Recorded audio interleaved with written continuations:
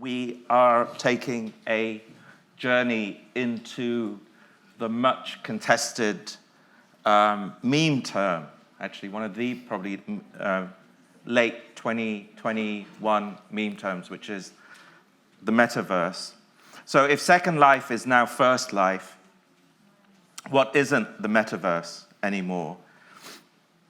Daniel Felstead presents the hype promises and painful realities of this corporate-led reality reboot where Web2 and Web3 vie for credibility and domination. And Ruba Al Sweel describes recent developments in regional digital aesthetics and whether the Continental Vibe is the inevitable look of our metaverses to come. So Ruba Al Sweel is a writer and researcher with a focus on online movements and digital communications. And Daniel Felstead is a course leader of the MA Fashion, Media and Communication at London College of Fashion and co-founder of The Emergence of Tomorrow, World Building for a Post-Growth Existence. Will you please join me in welcoming Daniel and Ruba? So I've asked Daniel and Ruba to make short polemical presentations, and then we're going to fall deeper into the metaverse and also the non-metaverse. So Daniel, over to you, please. We have Daniel's presentation. Thank you. So the metaverse is everything and nothing, everywhere and nowhere. Posts appear in your feed telling you to enter into it, alongside think pieces proclaiming that it will never happen. It's a vibe, a frontier, a scam, a new reality. Over the last few years and leading up to the latter half of 2021, the metaverse came to function, at least for myself and those who seemed aware of the term, as a messy and somewhat cringe but convenient shorthand or stand-in for an increasingly technologically determined condition. A condition experienced as an existential dissonance, what Shumon has termed reality lag, where we oscillate between a speculative reality in which a whole new virtual world is seemingly just around the corner, and a material reality of social, political, and economic inertia. Lingering in this frantic, dissonant state of projection and stagnation, we live in an extremely online lives through a web of patchy, incoherent, and janky layers of intersecting yet competing platforms and services that augment fashion and frustrate our everyday activities in unforeseen, badly designed, and malicious ways. A kludge that enables the hodgepodge feed frenzy of politigram memes, Twitter shitposts, Telegram group chats, Zoom fatigue, TikTok filters, Discord wars, Fortnite skins, and Twitch streams to, if not make sense, at least feel somehow tangible.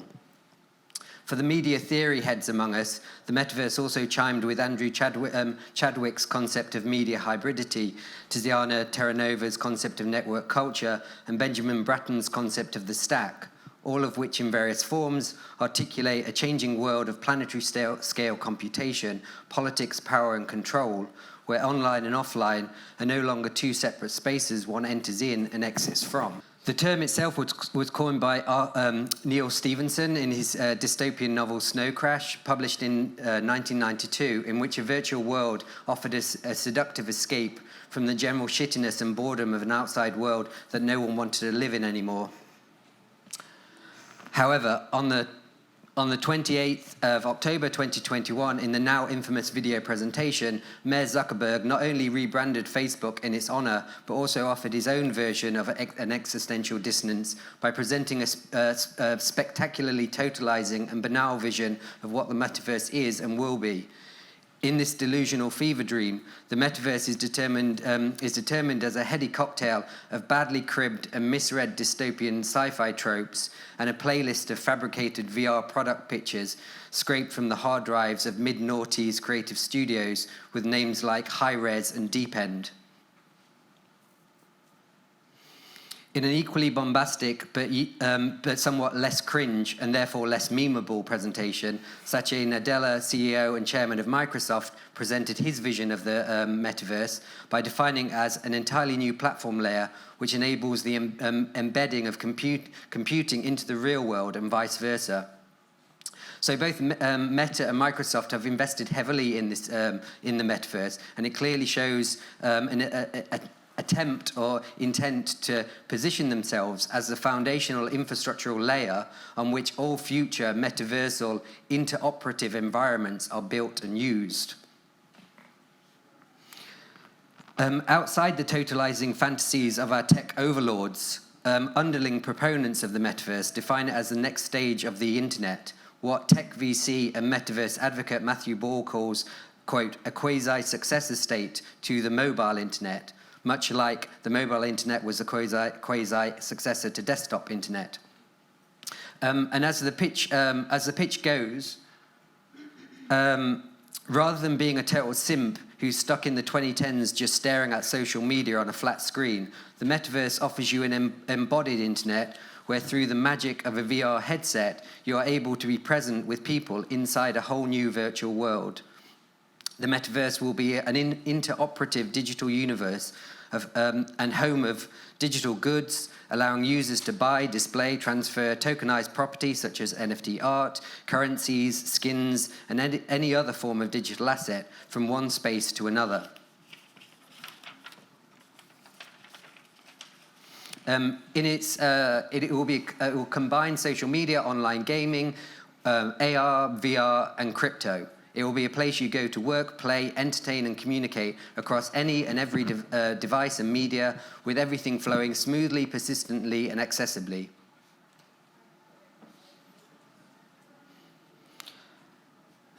So the Zuckerbergian metaverse offers a totalizing vision of reality, an all-encompassing world beyond the messy material meat space in which we're stuck in. An escape hatch from the limiting restraints of biology, physical laws, regulations, and the climate crisis. Where am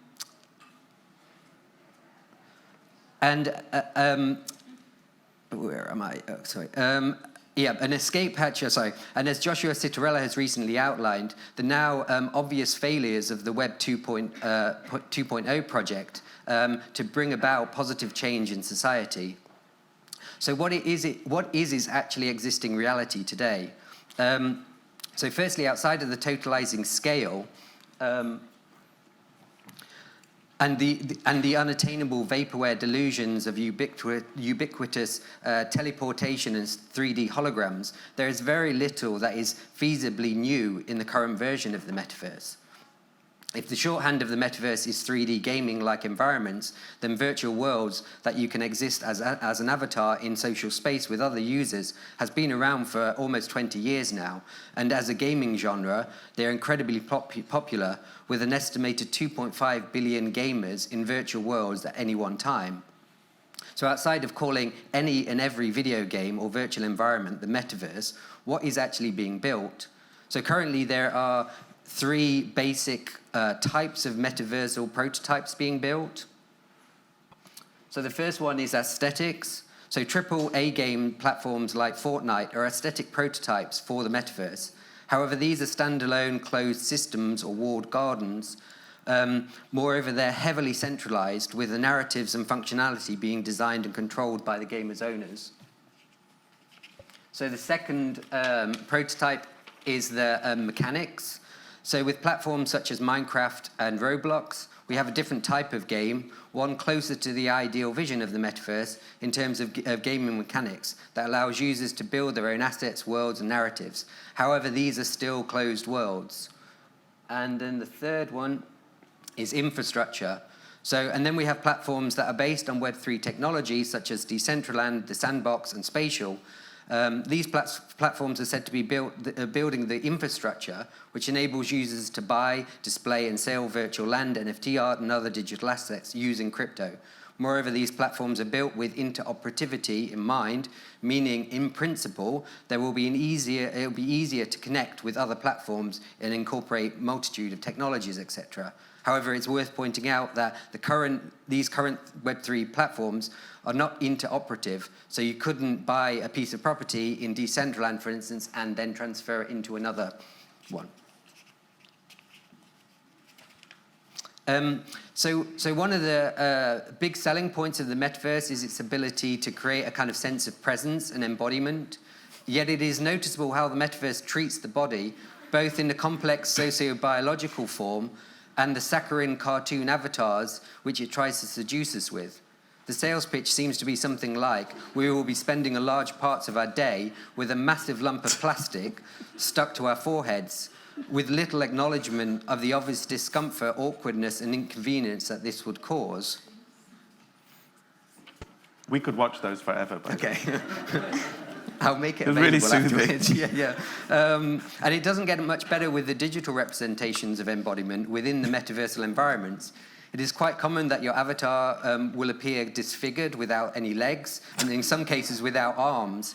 Instead, your torso, head, and hands simply float about above the ground like a disembodied angel.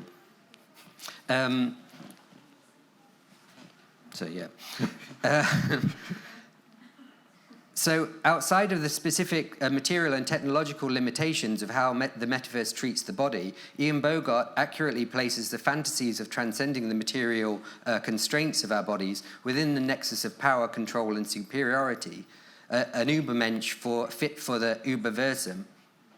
Similarly, in her seminal work, How We Became Posthuman, Virtual Bodies in Cybernetics, Catherine Hales charts the history of techno-visions in which our complex, messy, and excessive bodies are wished away in the pursuit of a neat informational existence beyond our biomaterial constraints. And if on one front, the metaverse's fantasy of immaterial escapism quickly ends up in confronting the materiality of the body, on a second front, the scale of its vision quickly confronts the magnitude of the material infrastructure needed to manifest this digital fantasy. Primarily among this is the need for massive influx of computational power and consequently the dependence on an ever-dwindling supply of critical minerals such as silicon, lithium, copper and cobalt, and a supply chain that is fraught with regulatory, territorial and geopolitical complexities. So the appeal of the metaverse to our tech overlords and tech bros alike seems to be to offer an escape hatch from the messy irritations and complexities of our bodies and the clusterfuck of the 21st century. However, if the metaverse is a dream of escape from material reality, it is a dream that is dependent on the thing it's trying to escape from. So finally, what seems to be clear here is that the advocates of the metaverse are enacting a kind of speculative performativity or meta-discursivity, in which what they say is used not to merely reflect the metaverse, but instead to manifest the metaverse into a reality. In this sense, there is no metaverse outside its own speculative projection of what the metaverse will be. It's fiction all the way down. So from this perspective, we can see that just like the fictional financial derivative, precisely on the account of the speculative fictionality, the metaverse allows second-order speculations or entities to emerge and circulate in reference to it, without the burden, responsibility, or expectation to be materially grounded. And here I'd like to bring in the work of literary scholar Catherine Gallagher, whose writing on the development of the novel in the 18th century has argued that the use of fiction is neither deceptive nor devious.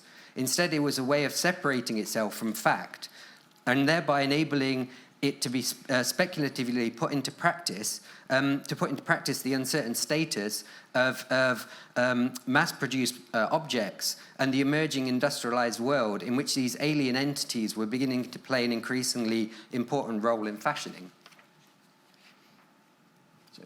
A point supported by the sci-fi writer Ted Chiang, who argues that fiction helps us make sense of our lives. It offers a shape to the shapelessness of real events.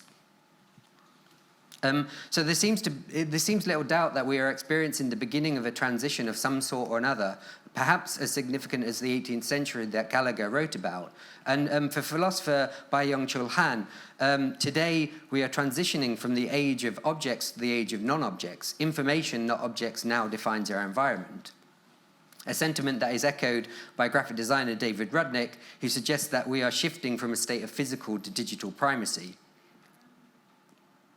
So in this regard, it may be useful just to pause on the Greek root of the term meta, which, in contrast to its common modern understanding of beyond or transcendence, in its original form denotes things like in the midst of, in common with, and between, and generally defines a state of change, of place or condition. So to return to the beginning, rather than see the metaverse as a totalizing alternative reality that transcends our material world, might we understand it as a speculative in-between tool of fiction fit for our current moment? And here I'd like to offer Balenciaga as an example of an alternative metaversal model, one that has been able to build a complex and compelling speculative world in common with a myriad of forces, formats, and media. Fortnite skin collections, collaborations, video games, one-off Simpson episodes, exhibitions, and epic runway events that seem able to articulate our period of transition with such aesthetic, intellectual, and political precision. As the work of Balenciaga alludes to, by understanding the metaverse as a speculative in-between world, we would be able to use it as a tool of fiction in order to put into practice an emerging world with its own mysterious and alien objects, assets, and agents that seem able to fashion it and us in ways that we have yet to fully grasp or comprehend. And I'd like to just end with a quote from the writer Legacy Russell in their brilliant book, Glitch Feminism, which surveys how digital spaces have provided a fruitful home for innovation, experimentation with bodies, identities, and modes of existence. As they write, we want a new framework, and for this framework, we want new skin. The digital world provides a potential space where this can play out. Through the digital, we make new worlds and dare to modify.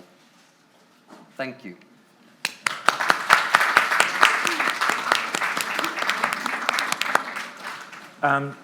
Daniel, just before I move on to Ruba, that montage in the middle of headset-wearing kind of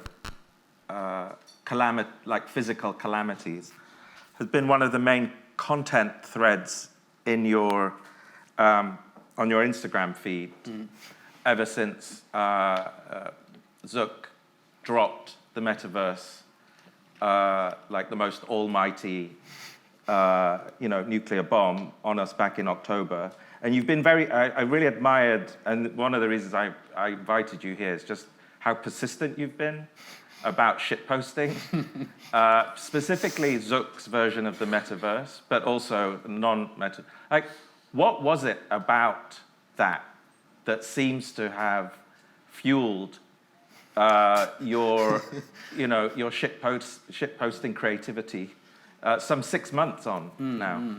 I mean, I think it's kind of, in a way, it's also sort of, I mean, the scale of that, I mean, when I say vision, it also like suggests that there is something there, and I just don't think there is. But I think the scale of it was also kind of encapsulated maybe like 20 years of kind of seeing those kinds of things being presented. I mean, like I spent like 20 years being an experiential designer in a creative studio with a similar name to High Res and Deep End, doing those kinds of things and hearing those kinds of pictures about what the world would be.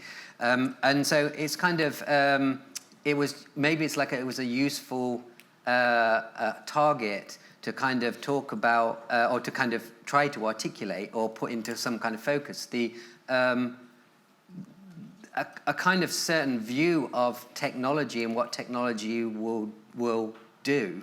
And there's, I guess, like that's why I was kind of wanted to focus on these kind of certain like material, the kind of material relationship to these things, like our bodies, like this idea that we'll just kind of transport ourselves into these kind of virtual worlds completely kind of ignores the fact that in order to do that, you have to be situated in a physical space. And like we occupy our bodies, physical spaces, they have kind of possibilities and limitations, and all of that sort of just kind of evaporates in some like really unimaginative view of a kind of alternative world. Mm-hmm. So it's kind of like a frustration with the sort of, the lack of imagination. I mean, and I think like the Zuckerberg or Meta's whatever presentation was just, I mean, the thing that's amazing about that, just as a thing, is it's like that video, or the presentation, it was a video, right? It isn't actually, that technology doesn't actually exist, right? So it's like what you're seeing there is the limits of their vision of what this future could be, right? Mm-hmm. And that vision is like really, really dull. I mean, it's like ultra dull. So it's like it's a kind of frustration with that, with the limitations of the reductive kind of projection of what this future would be. Yeah. So, thank you so much. We have entered the realm of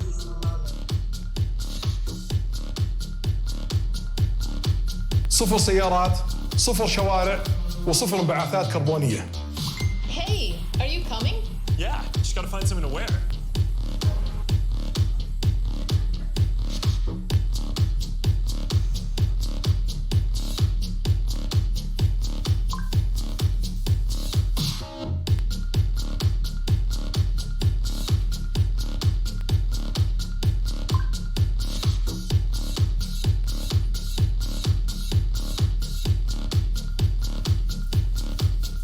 The disappearance of God has left us facing reality and the ideal prospect of transforming this real world, and we have found ourselves confronted with the undertaking of realizing the world, of making it become technically, integrally real.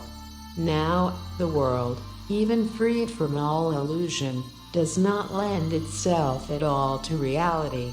The more we advance in this undertaking, the more ambiguous it becomes, the more it loses sight of itself.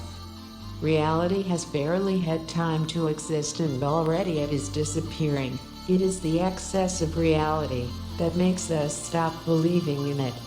The saturation of the world, the technical saturation of life, the excess of possibilities, of actualization of needs and desires. How are we to believe in reality once its production has become automatic? The real is suffocated by its own accumulation. There is no way now for the dream to be an expression of a desire since its virtual accomplishment is already present. The eclipse of God left us up against reality. Where will the eclipse of reality leave us?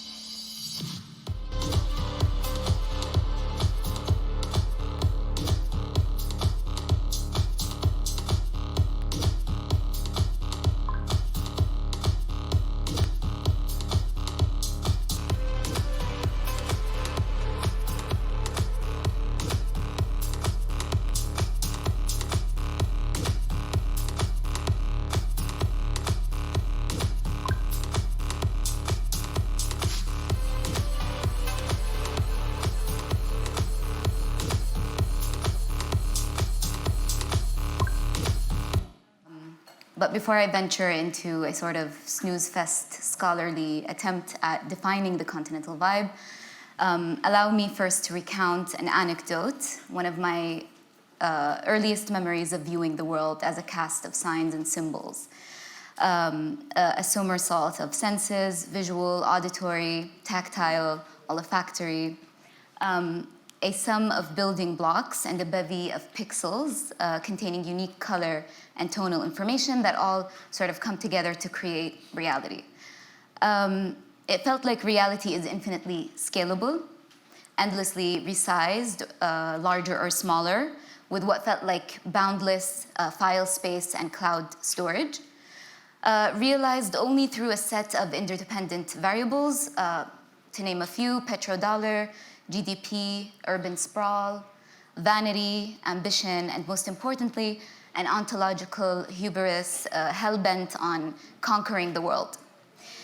Reality, I realized, is shaped by the way the architects of promise and dream, promise and potential model it, presented via a sea of blue tarp and barricade, concealing construction sites and experienced predominantly through sketches, two-dimensional images, 3D modeled saturated realness, and of course, corny saccharine expressions of the absolute, the tallest, the biggest, the most beautiful building in the world. In 1994, British architectural firm Foster and Partners started construction on Riyadh's first skyscraper. Al Faisaliya is a 267-meter high tower, including office spaces, a 5-star hotel, and a 3-story luxury mall. The news circulated, and the hype ballooned. The promise was to collapse time and space, bringing the world down to downtown Riyadh. Literally named the Globe, a large golden sphere of 24 meters in diameter hangs under the pointed tip and houses a restaurant. The retail concepts trickled in. Harvey Nichols, Debenhams, Tommy Hilfiger, DKNY. It really made me sick with Dutch disease. Al Faisaliya was framed as the first skyscraper in Saudi, so naturally, growing speculation surrounded the forthcoming tower, hanging over the city like a ghost, matched its unprecedented heights. Naysayers and celebrators aligned in their opinion that the space will act as an agent of change in society for better or worse. These divides sound very familiar today. Both the speculative anxieties and the trumpets sounding off to yet another triumph for man versus nature. These are both ontological binary positions, locked and loaded, ready to be fired at any given battle against the unknown. Yesterday, during my first encounter with the Continental Vibe, it was the value of X, Y, and Z was Al Faisaliya. Today, it's the Metaverse. The Metaverse is peak Continental Vibe. Essential to the Continental Vibe is this X factor, an overwhelmingly ineffable node of incoherent forces that come together seamlessly under the experience economy to create value, both nominal and in the capital terms. Value that subtly shifts the vibe in a minute, particulate way that is not graspable but changes the atoms in the air.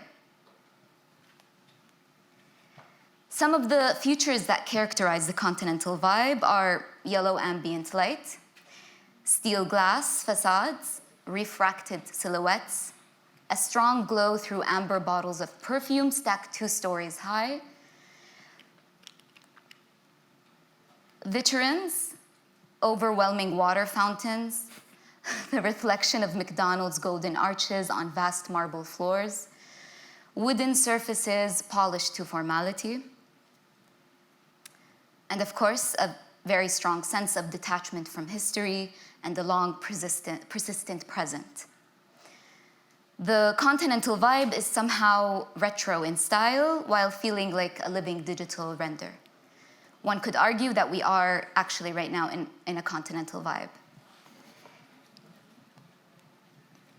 The Continental Vibe is a neologism coined by Affirmations, an Instagram meme account that promises global self-hypnosis, whose admin is a bored artist in Norway. The artist, who prefers to be referred to by his Instagram handle, gained popularity in the Gulf, specifically by sourcing architectural renders of stocked footage or faceless figures and various urban views, which he added an ethereal twist to, then overlays the visual with affirmative texts. I am a dream life. June is the best month. I thrive at the office. The Continental Vibe, though, ought not to be conflated with Gulf futurism. The Continental Vibe, therefore, is the phase that precedes Gulf futurism. It's the embryo that's not always developed. It's the mood board that grants cohesion despite heterogeneity. In some cases, the Continental Vibe lives and dies in the render, a conceptual stillbirth, if you will. The Continental Vibe is both the promise of the project and the disappointment that ensues. It's the rapture and the horror. Gulf futurism houses the ambition, while the Continental Vibe releases it from all constraint. Gulf futurism is the materiality possessed by the physical world that you and I live in. It's UN accords and laws of physics. But the Continental Vibe is the immateriality that belongs to the metaphysical. The Continental Vibe is what you get when you get nothing. In an essay penned by Qatari-American artist Sophia Al-Maria in a 2018 book titled Sat Sack, she captures the ungraspable nature of the Continental Vibe. She says, "You need to know that the Arabian Gulf is a ridiculous place of unique possibility, and I believe the ley lines of our global fate crisscross the Gulf as tightly as the flight paths that transit through its hubs." It is an sorry, I don't know how to pronounce this word. It is an ersatz place of extreme chance. It is one of the most diverse places on the planet, the meeting point of Africa and Asia. Where else might you enter a restaurant to find a banquet table of Nigerians and Chinese eating Yemeni mendi together? Where else might you go to an Iranian nightclub atop a 1970s hotel and be served red label Jack Daniels by Ethiopian men in bow ties and dancing on stage with Omani drag queens? The Gulf appears Borgesian in its perfect ironies, wild juxtapositions, and Baroque bureaucracy. To most people, its machinations are mysterious, cloaked behind an opaque curtain of cultural difference, and this is the reason that all most people see when they look is the gold glimmering folly of nouveau riche hubris. End quote. Gulf futurism is the cold glimmering folly, but the Continental Vibe is the mysterious machinations. Now, I know you're wondering, what does all of this have to do with the metaverse?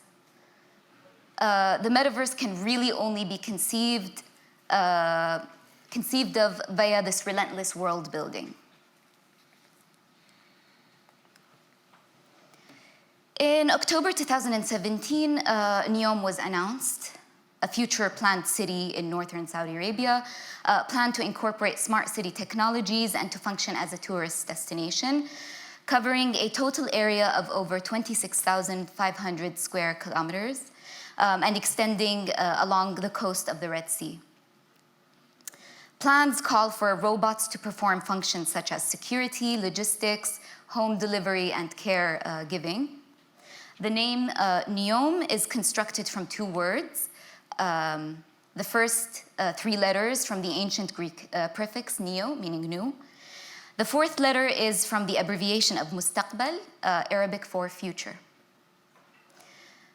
NEOM renders and high-resolution photography captured the world by storm.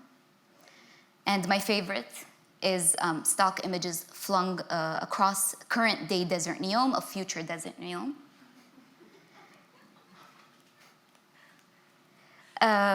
More visuals from the architects of promise. And of course, Oxygon, a reimagined industrial city in NEOM with the slogan, "Where moonshots become a reality." NEOM is a metaverse, and the metaverse is high Continental Vibe.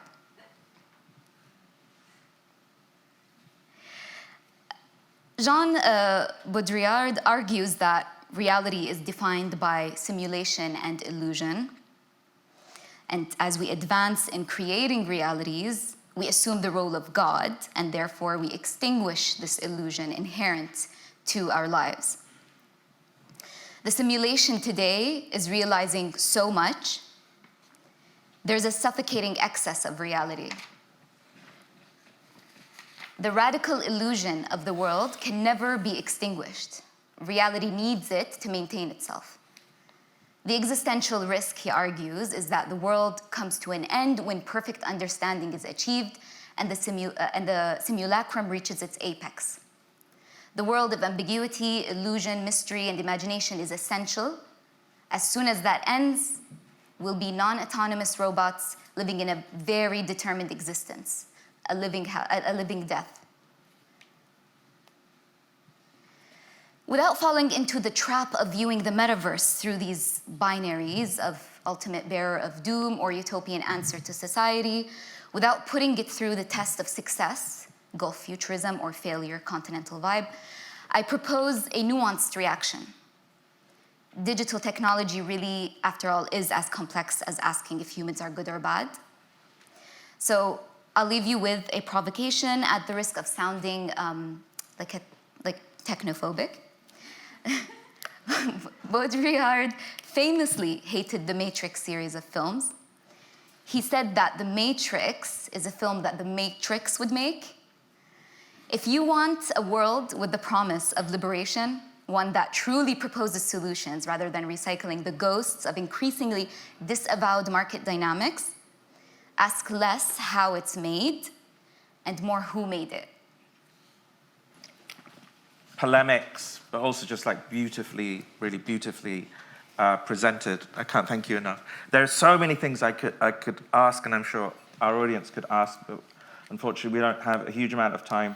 But and maybe that's fine. But one of the things I want to start with is this idea that so in 2020, Simon Denny was going to come and present in the Global Art Forum, and it's the first of two Global Art Forums that never happened. And of course, the first one got COVIDed. And we agreed that we were going to present this idea of historicizing the 2010s as something called deckism. And that was this idea that to fake it till you make it in the 2010s merely meant having a really good deck, right? Having a really good presentation deck. And that's essentially how WeWork raised billions of dollars from SoftBank. It's how Fire Festival, became the legendary kind of catastrophe that it was. And now we're seeing an even more increased historicization of that period with something like Inventing Anna. And so it seems to me that we're obviously firmly in the grip of deckism, or we were, and deckism is maybe a synonym for scam capitalism. How much is the metaverse a continuation of that kind of? Because it's interesting. I mean, one of the reasons I wanted to ask Ruba to come was to talk about Neom, and the way in which Neom appears in my Twitter feed is through these series of like hallucinatory, CGI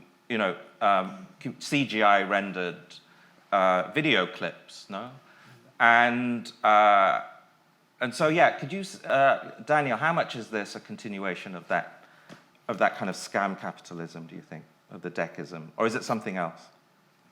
I mean, I think it stems from that. And I think, I think you could also chart it to, I think you can sort of chart it to things like financial speculation and the emergence, or the emergence in importance of things like the derivative and things like that, that structurally allows speculation to occur, not as a kind of problem, but actually as a kind of asset or as a kind of benefit of that. It's kind of freed from all this kind of material restraints and whatever. So I think there is this sort of, it's kind of stems or is part of that whole kind of nexus, I guess. And I guess it's sort of got to the point where it's kind of, I'm wondering whether we're at the point when the sense that this thing would be built is no longer actually sort of, we have kind of freed ourselves from even that expectation. Yeah.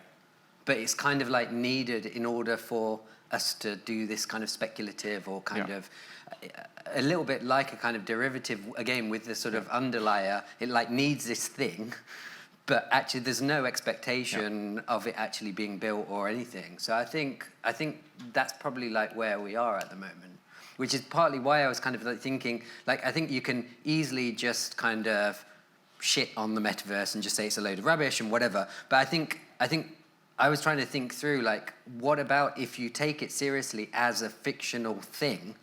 Like, what could you do with it, with that? Like, so you don't associate it with it actually being built in that way, but you actually just say, what if its function is as this kind of fictional tool? Like, what then could we do with it? And so, just to pivot to Ruba, because it seems to me one of the qualities of the Continental Vibe is as though you get to walk through the presentation deck, no? And it is a reality that isn't looking to improve on the brochure. It isn't looking to improve on the promo video. It's actually looking to render it to almost to like complete verisimilitude. Could you say something, just to continue on this notion of the aesthetic, because I guess if I understood the thesis would be something like the metaverse, in both of your cases, like we've already been in the metaverse, no? And it just hadn't been named that way yet, right? And that there's something about the aesthetic preoccupations down to a certain palette of materials here in the Gulf that has already built the metaverse. Would that be right? Yes, I think, just to answer your question, it does feel like a direct extension of, Decism, as you mentioned, because this is precisely why the metaverse feels incredibly hauntological. It doesn't feel like it's really proposing anything, like building a new world, rather than, recycling kind of dynamics that we're growing increasingly sick of in the real world. And then dressing them up as revolutionary or or kind of proposing, liberatory kind of utilitarian means. So yeah, it does feel incredibly hauntological, and I sorry, what was your question again?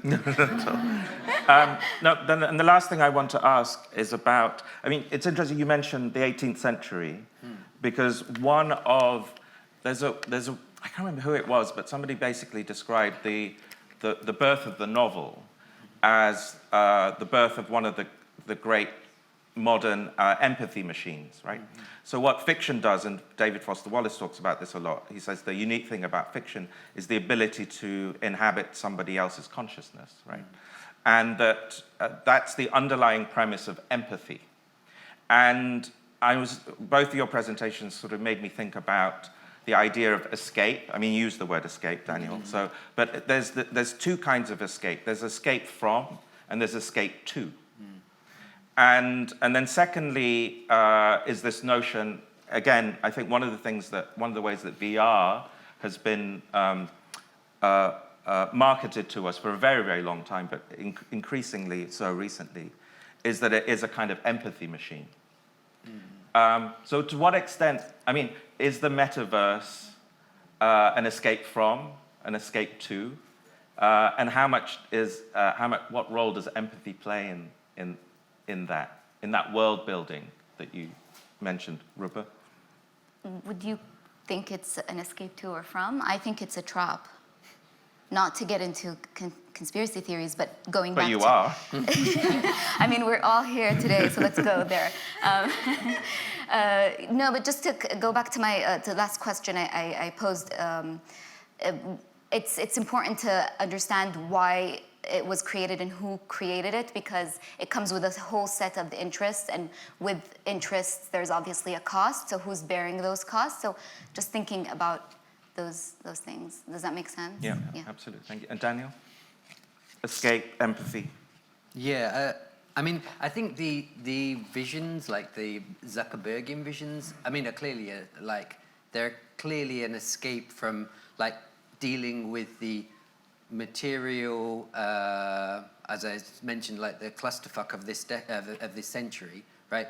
I mean, and I think you can compare that, say, to Bezos and Musk's kind of alternative escape route. Yeah. I mean, I think this is like just a kind of a version of that. But I think, but in a way, I think we should resist that and actually like claim the metaverse or what it possibly kind of suggests as this space to create this kind of maybe like an alternative or our version of the novel in order to put into practice this world that is emerging.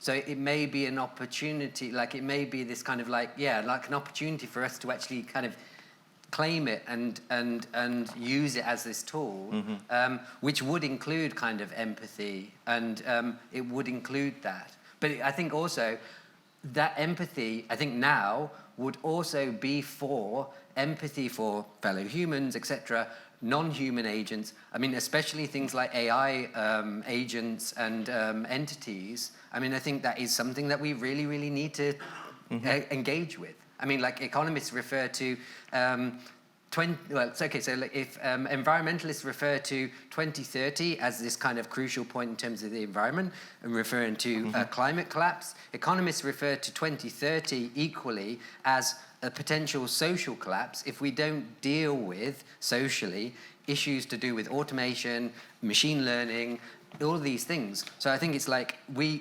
metaverse could be a space that we actually engage with those things in a meaningful, positive way.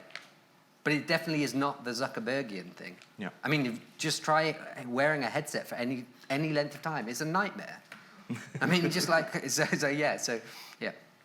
Thank you. My profound apologies. We have run out of time, so I don't have time for questions. But hopefully, you know, through both Daniel and Ruba's presentations, you have you're deeply immersed in what the metaverse is, could be, won't be. But for now, if you join me in thanking Daniel and Ruba, thank you so much.